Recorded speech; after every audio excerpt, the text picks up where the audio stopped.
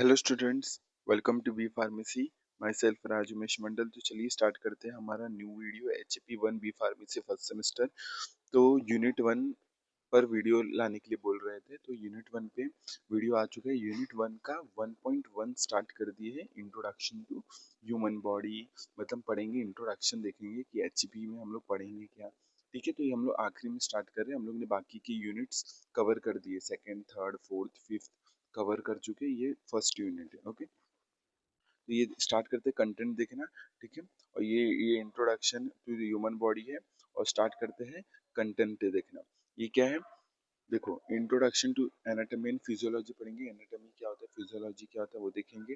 Then the level of structural organisation देखेंगे। आज की वीडियो में ये दो टॉपिक रखेंगे। एंड देन आगे आने वाली वीडियोस में हम लोग body systems, basic life process, homeostasis, body fluids and terminologies, ये सब पढ़ेंगे। ठीक है, तो स्टार्ट करते हैं। Introduction to anatomy and physiology. Two branches of science, anatomy and physiology, आपको पता होगा।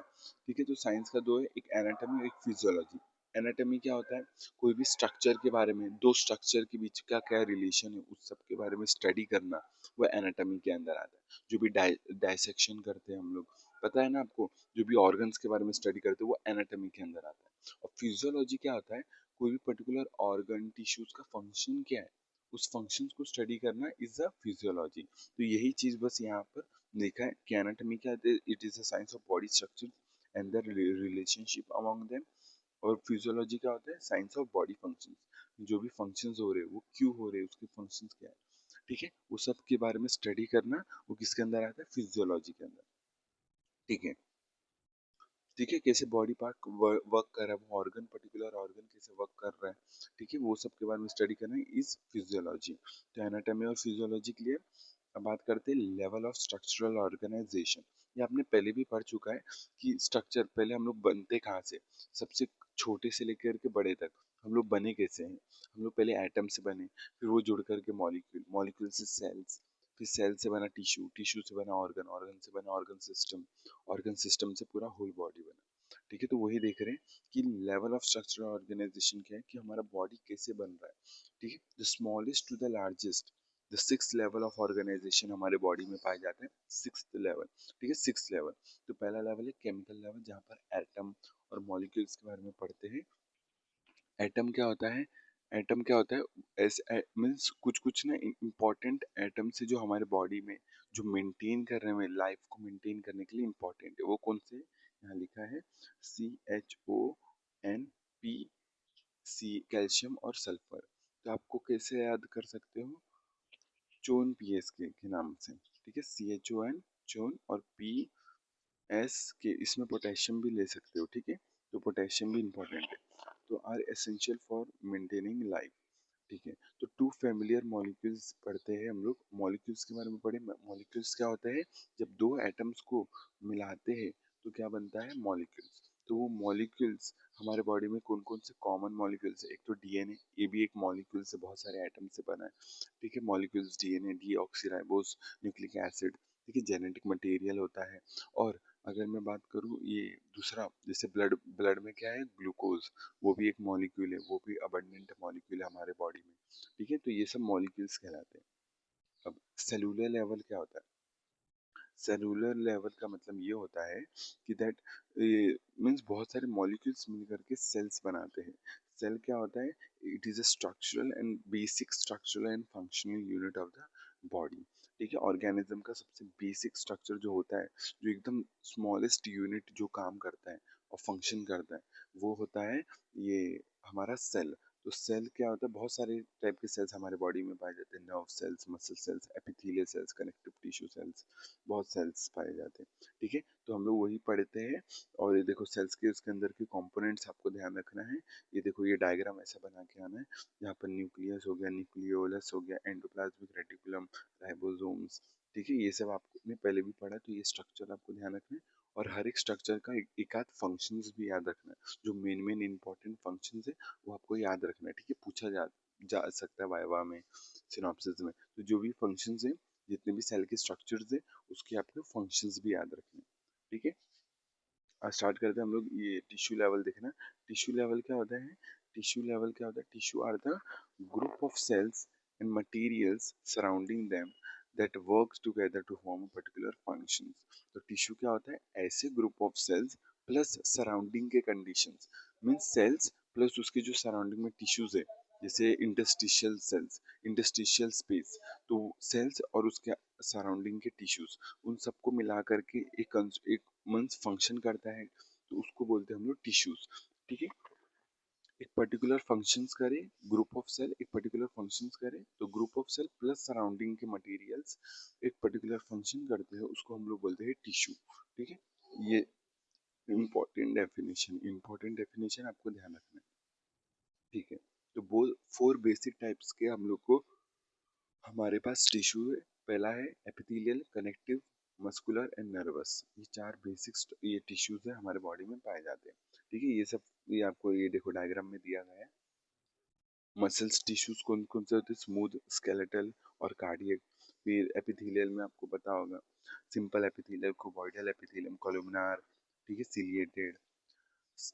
और फिर यहाँ पर देखो कनेक्टिव टिश्यूज में आपको ये पता होगा, वो कनेक्टिव टिश्यूज में फ्लूइड ज्यादा होता है, इंटरसेलुलर मैट्रिक्स ज्यादा होता है। ये नर्व सेल्स है, तो ये सब डिफरेंट डिफरेंट टिश्यूज है, सेल्स है जो हमारे बॉडी में पाए जाते हैं। इंट्रोडक्शन देख रहे हैं ना कि हमारे बॉडी से रिलेटेड क्या इंट्रोडक्शन, वो सब देख रहे हैं। ठीक है, ऑर्गन क्या होते हैं? बहुत सारे ऑर्गन होते हैं। ठीक है, बहुत सारे टिश्यूज से मिलकर के ऑर्गन बनते हैं। तो ऑर्गन क्या होता है? Are the structures that are composed of two और more than two types of tissues. तो ऑर्गन्स क्या होते हैं? एक या एक से ज्यादा तरीके के टिश्यूज मिल करके एक ऑर्गन बनाते हैं, और ये ऑर्गन एक पर्टिकुलर फंक्शन करता है या किसी के साथ मिल करके फंक्शन करता है, उसको बोलते हैं हम ऑर्गन। ठीक है, इंपॉर्टेंट है ये भी। बहुत सारे ऑर्गन है, स्टमक हो गया, स्किन हो गया, स्किन एक तरीके का ऑर्गन है, याद रखना। Skin is the largest organ. ठीक है, स्किन हो गया, ये स्टमक हो गया, बोन हो गया, bones, heart, liver, lungs, brains. तो ये ब्रेन ये सब है जो इम्पोर्टेंट है। ये देखो ये ऑर्गन है, सब ऑर्गन है जितने भी नाम लिए। अब बात करते हैं सिस्टम लेवल। सिस्टम लेवल क्या करता है? सिस्टम लेवल क्या है? A system consist of related organ with a common functions. मतलब सिस्टम क्या होता है? बहुत सारे ऑर्गन ये मिल करके ऑर्गन सिस्टम बनाते हैं, और इसी को बोलते हैं सिस्टम लेवल। ठीक है, बहुत सारे ऑर्गन मिल करके एक सिस्टम, जैसे जीआई ट्रैक्ट। ठीक है, जैसे एक होता है डाइजेस्टिव सिस्टम। डाइजेस्टिव सिस्टम में कौन कौन इंक्लूड होते हैं? बहुत सारे ऑर्गन इंक्लूड करते हैं। ठीक है, अपने एक पर्टिकुलर फंक्शन परफॉर्म करते हैं डाइजेशन का। जैसे डाइजेस्टिव सिस्टम में क्या क्या इंक्लूड होता है? पहले तो स्टमक, ठीक है, स्मॉल इंटेस्टाइन, ये सब बहुत सारे ऑर्गन्स हैं जो मिल करके एक पर्टिकुलर फंक्शन परफॉर्म करते हैं, जिससे डाइजेस्टिव सिस्टम। ठीक है, तो ये है जिससे डाइजेशन परफॉर्म करते हैं। तो एक ये एग्जांपल हो गया ऑर्गन सिस्टम का। ठीक है, an example of an organ system digestive system, जो पूरा मेन फंक्शन है कि फूड को डाइजेस्ट करना, और बहुत सारे ऑर्गन्स उसमें इन्वॉल्व होते हैं, जैसे फेरिंग्स हो गया, लैरिंग्स हो गया, माउथ, सॉरी फेरिंग्स हो गया, इसोफेगस, माउथ, बहुत सारे ग्लैंड्स हो गए, salivary glands, large intestine, small intestine, stomach, gall bladder, pancreas, ये सब मिल करके डाइजेशन का काम करते हैं, इसलिए उनको सिस्टम बनाते हैं। तो बहुत सारे ऑर्गन्स मिल करके सिस्टम बनाते हैं। ठीक है, क्लियर है यहाँ तक? ऐसे बहुत सारे सिस्टम होते हैं, एंडोक्राइन सिस्टम, बहुत सारे ग्लैंड्स उसमें इन्वॉल्व होते हैं।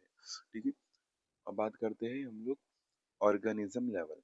ऑर्गेनिज्म लेवल क्या होता है? जब बहुत सारे ऑर्गन सिस्टम मिल करके ऑर्गन लेवल बना, सॉरी ऑर्गेनिज्म बनाते हैं। तो बहुत सारे सिस्टम, जैसे digestive system, endocrine system, reproductive system, ये सबको मिला करके एक पर्टिकुलर सिस्टम, ये ऑर्गेनिज्म बनता है, एक बॉडी बनती है।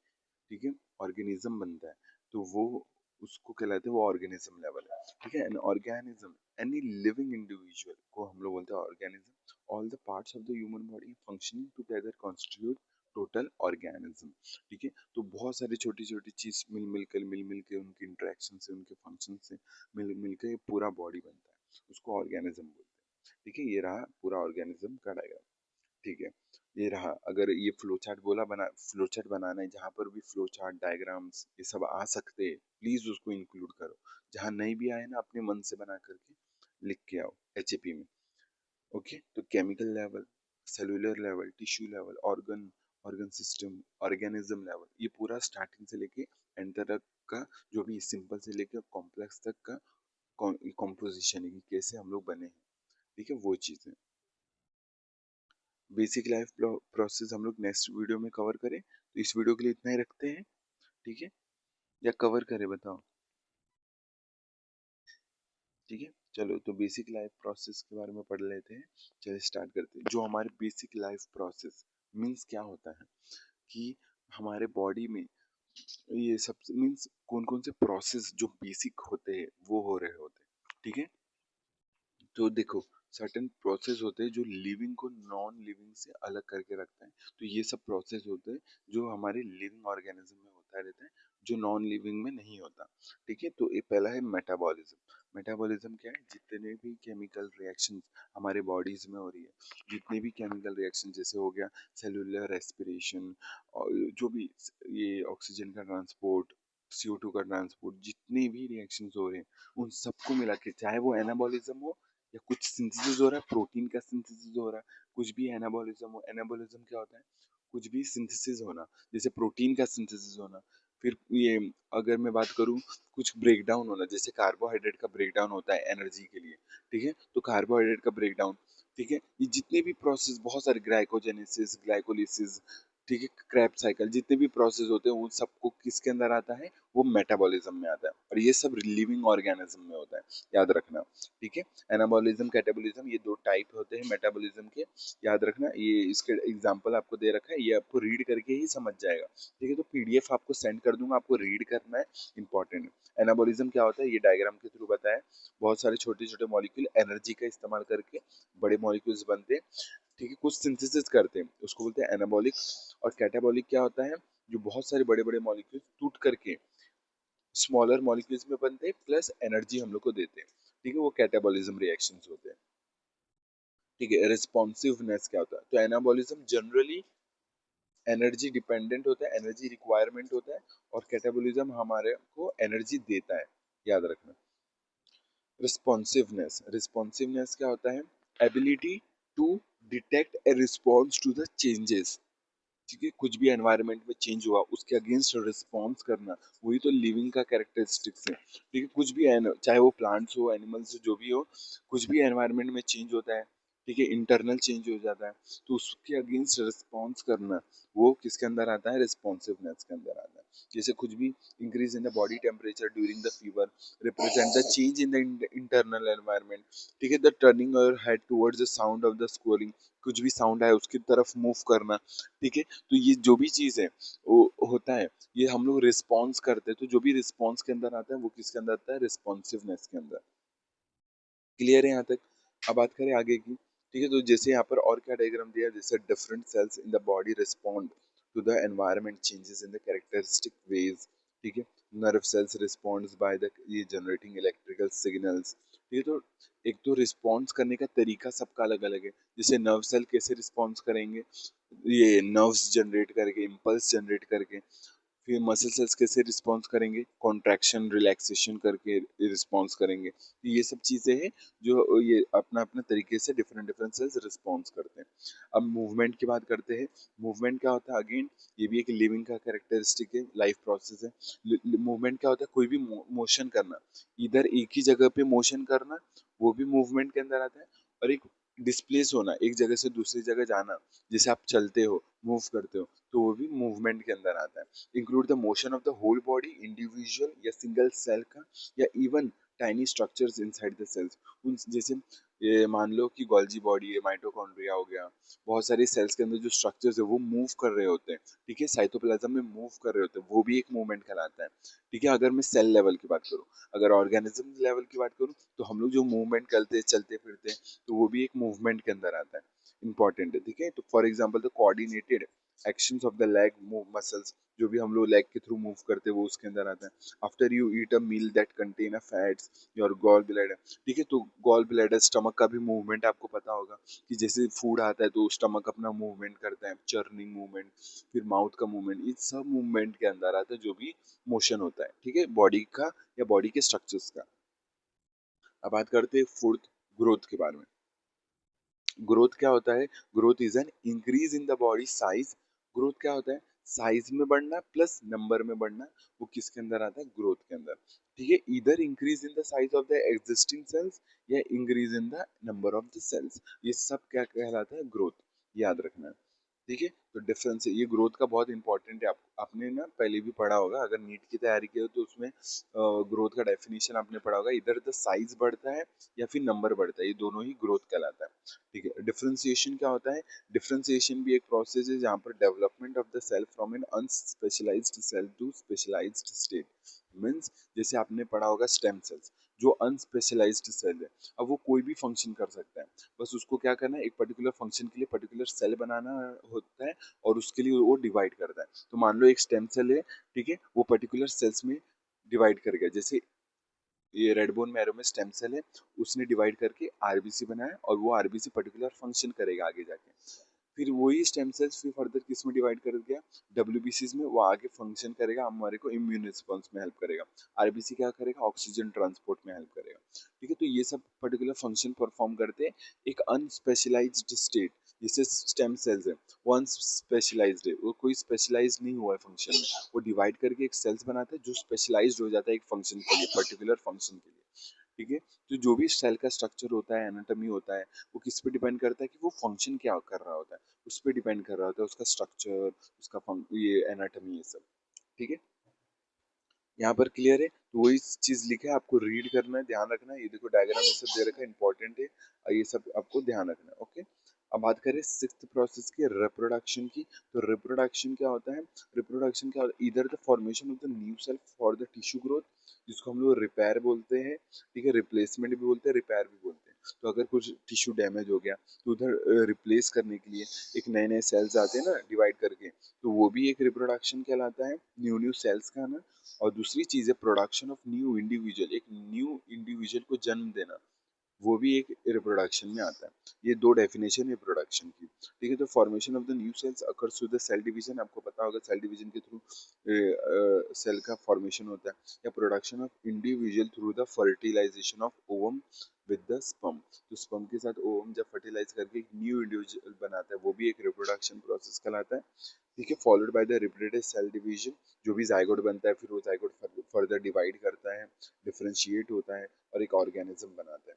ठीक है, व्हेन वी से one any one of the, अभी एक भी लाइफ प्रोसेस, जितने भी हम लोगों ने लाइफ प्रोसेस पढ़े, और भी बहुत होते हैं, हम लोग इंपॉर्टेंट इंपॉर्टेंट पढ़ रहे हैं, बहुत सारे होते हैं, अगर उसमें से एक भी स्टॉप हो गया तो हमारा मीन्स वो लाइफ एग्जिस्ट करना मुश्किल है, मीन्स वो नहीं एग्जिस्ट करेगा अगर कोई भी एक प्रोसेस नहीं हुआ तो। when any one of the life process ceases to occur properly, the result is the death of the cells, very important, and the tissues, okay, which may lead to the death of the organisms। ठीक है, अगर sales dead हुए तो ultimately organism dead हुआ। ठीक है, विच ये clinically क्या बोलते हैं हम लोग इसको? Loss of the heartbeat, absence of spontaneous breathing, loss of the brain functions, ये सब क्या इंडिकेट करता है? डेथ को इंडिकेट करता है। ठीक है, अगर क्लिनिकल कंडीशंस की बात करूं। ठीक है, तो लाइफ प्रोसेस का डायग्राम है। ठीक है, ये life process, nutrition, transportation, respiration, excretion, reproduction, metabolism, ये सब लाइफ प्रोसेस होते हैं और सब इंपॉर्टेंट है। एक भी बंद हुआ तो बहुत ये दिक्कत की बात है। ठीक है, तो इंपॉर्टेंट फंक्शंस होते हैं, लाइफ प्रोसेस होते हैं, जो लिविंग को चलाने के लिए बहुत इंपॉर्टेंट होते हैं। ठीक है, तो होम्योस्टैसिस नेक्स्ट वीडियो में कवर करते हैं। चलिए, तो जितना पढ़ते फटाक से रफली सा रिवाइज करके आते हैं। ठीक है, तो ये रहा। देखिए, ये इंट्रोडक्शन टू ह्यूमन बॉडी, उसका कंटेंट है, आपको ये पीडीएफ आपको प्रोवाइड कर दूंगा। ठीक है, और अगर अगर आपको और भी अच्छा पीडीएफ मिल रहा है, ठीक है, नेट पे या कहीं पर भी आपके कॉलेजेस में, तो कहीं भी आपको ये पीडीएफ मिला कहीं भी और अच्छे अच्छे, तो आप ये मुझे भी सेंड कर सकते हो, प्लस आप अपने उससे नोट्स भी बना सकते हो। आपको जहाँ से समझ में आ रहा है वहां से समझो, अच्छा है। ठीक है, इंपॉर्टेंट है, तो आप समझो, एंड देन आपको नोट्स आपको कहीं के भी बनाने अच्छे लग रहे हो वहां से बनाओ। ठीक है, लेकिन वीडियोस को समझो, इंपॉर्टेंट होता है। ठीक है, तो इंट्रोडक्शन क्या होता है?